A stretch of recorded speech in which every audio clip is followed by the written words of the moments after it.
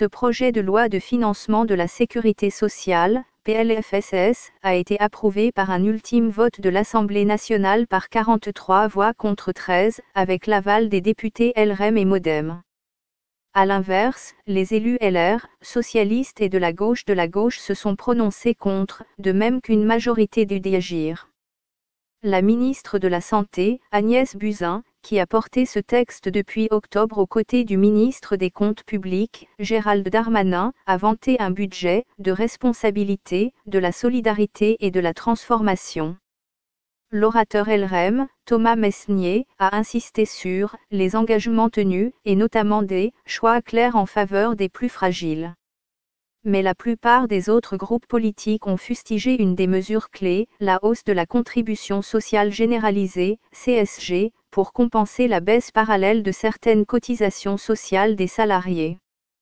C'est un impôt injuste qui accable les bas revenus et ménages les plus fortunés, pour elle, insoumis, Alexis Corbière, et qui va produire une redistribution à rebours, selon l'UDI Charles de Courson.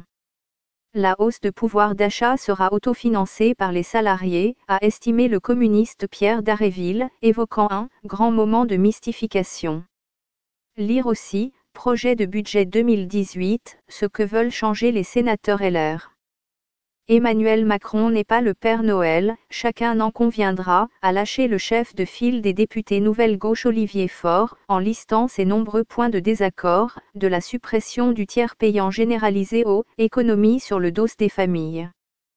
Pour LR, qui a approuvé des articles essentiels sur l'extension des obligations vaccinales ou la transformation du SIS en allègement de charges pour les entreprises, ce budget reste une occasion manquée de rupture avec le passé.